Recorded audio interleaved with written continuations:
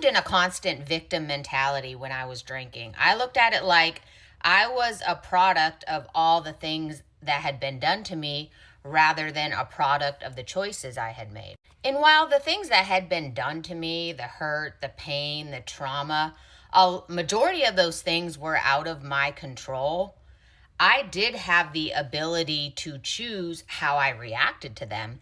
And how I chose to react was to drink, was to numb out and just not deal with any of it. And I felt like I had the right to drink. Like, this happened to me, and I need to drink in order to be able to deal with it because it's just too much for me. But all the while, it was making me more addicted, more depressed, more anxious, and I was never finding any resolve or healing in these areas. I was just using the whole instant gratification by drinking, and therefore I had to keep doing that over and over again, drinking to be okay. But yet I wasn't okay. It was a false sense of just whatever. It was all just a lie. And living in a victim mentality is the most powerless place you could be, because what you're saying is, all these things have been done to me. I have this hurt, I have this pain, and I can never be okay. I can never live a healthy, thriving life. I have to be this way. And then you just settle for a subpar life where the only good you have is drinking. And I think that's why, as problem drinkers, alcoholics, we could never fathom a life without alcohol. And we hold on to alcohol so tightly because it's our best friend.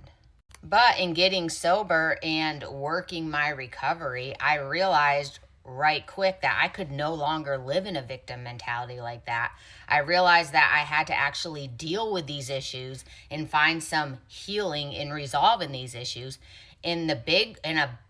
Probably the biggest part in that was taking accountability for my own actions, for the choices and decisions I made in that situation, and then how I chose to deal with it.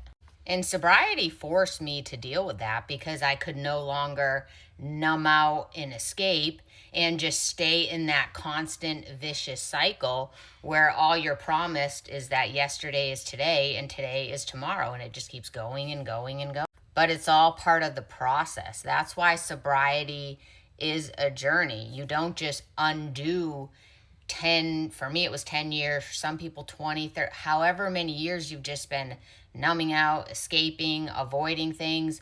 We can't undo that all in 1 week. It takes time. And that's what alcohol does. It just keeps you stuck in the same place, spinning your wheels. And in order for you to move forward, for growth to happen, for change to happen, you have to create an environment for change. And for me, that meant the alcohol had to go.